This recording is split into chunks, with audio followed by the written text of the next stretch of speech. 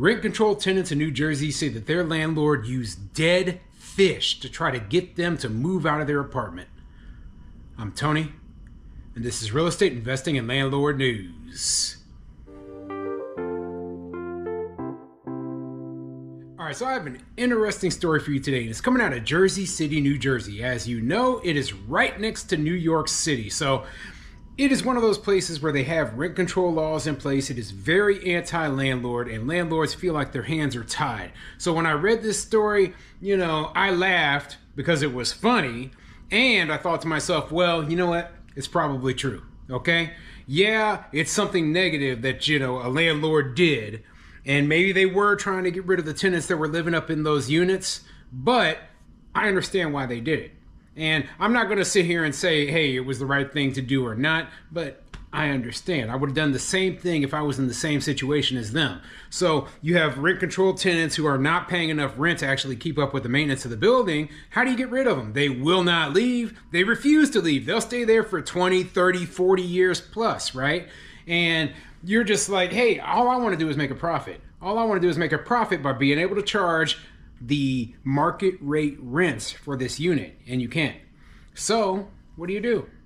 Okay, you put some old fish up in one of the vacant units in the building, right? Causes the whole place to stink real bad, and that hopefully will deter those tenants or make them not want to stay there anymore. So I don't know if it would actually be enough to scare these people away, and in this case it was not. And now we have a pretty interesting story. So before I get into the article, go ahead, hit the like, subscribe button, maybe leave a comment down below.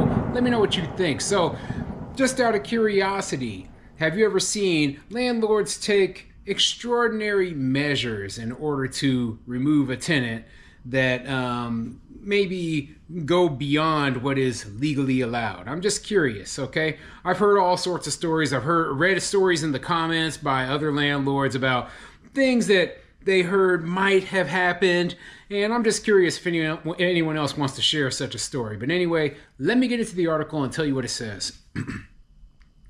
This article is coming from thegothamist.com, and it says, Jersey City tenants claim landlord used dead fish to force them out.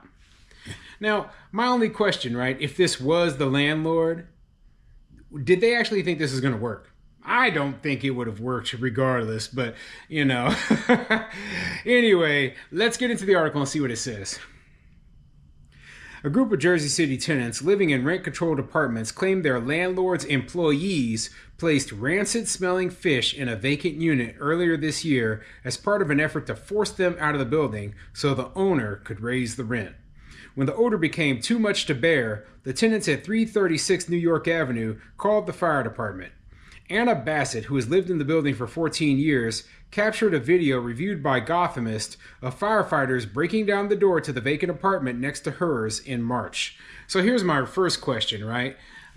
Okay, you're the fire department. Why, if there's a smell that bad up in the unit, why wouldn't you just call the landlord or the property manager to come open the door? Why is the fire department kicking the door in? Yeah, I understand there is a rancid smell inside, but, even if it was a dead body, why are you kicking the door in when somebody has the key? But that's another topic altogether, okay? I can understand why the tenant, if the smell was as bad as they claim, decided to go ahead and call the fire department. That's within reason, right? Oh, right here. This darn fish, one firefighter said. Somebody put that there, another firefighter said, pointing to several dead and rotting fish strewn about the apartment.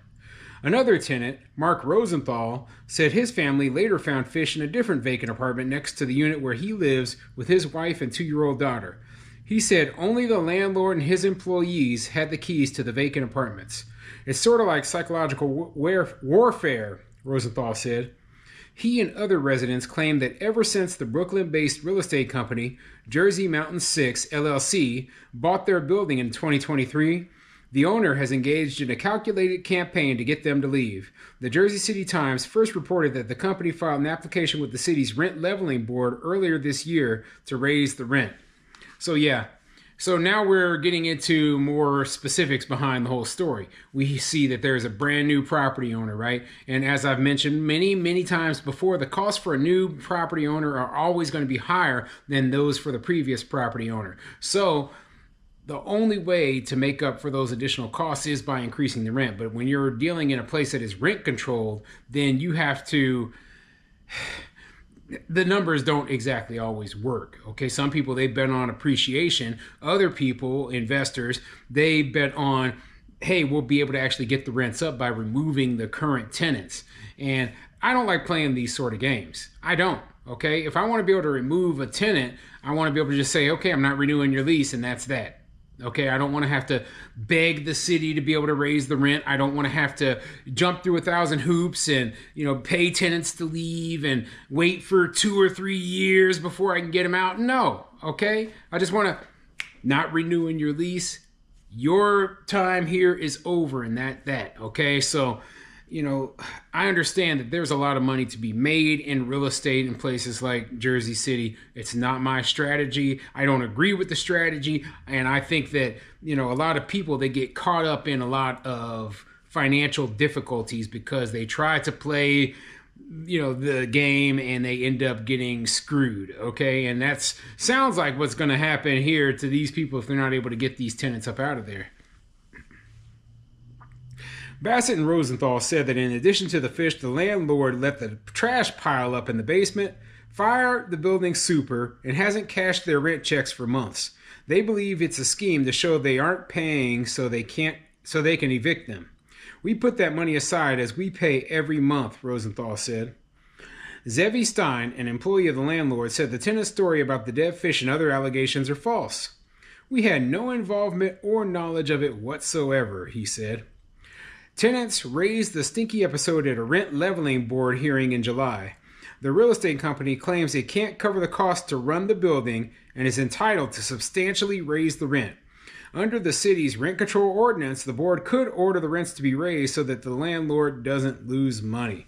And that much we know is probably true, okay? The company, they cannot pay the bills. They just can't, okay? The rents aren't high enough. That's the whole problem behind rent control. This is why I say don't invest in a place with rent control in the first place. Okay. So while I feel for this, these landlords, this company that is trying to raise the rents in this building, I would have never been in that situation in the first place. You bought the place in 2023. How many states, how many places are there out there with no rent control? I mean, countless. Yet you decided to invest there. You thought, hey, this is a good idea. And we're going to, be putting fish in apartments and trying to scare tenants out. Listen, I don't doubt for 1 second this stuff is true. I'm just saying, and I'm saying I understand why you're doing it, but I'm just saying that it's dumb. It's just dumb. Begging for pennies. It's stupid, okay? Invest somewhere where you can actually make money, okay? There's plenty of states like that. I've been an out-of-state investor for years, okay? I lived in Nebraska and owned properties in Kansas City, Missouri, and in Phoenix, Arizona at the same time. It didn't bother me one bit. It takes a little bit more effort, but when you're talking about millions of dollars worth of real estate, you don't have to be there personally. You don't have to invest in the place down the street from you. There's places all over where you can make money. So what do you think, okay? Do you agree with me? Do you think that it was dumb to buy this property in the first place? Do you think the landlord really did try to get these tenants up out of there? Or do you think that they are just innocent and that this was somebody else who just happened to place dead fish in vacant apartment units? Put a comment in the comment section down below.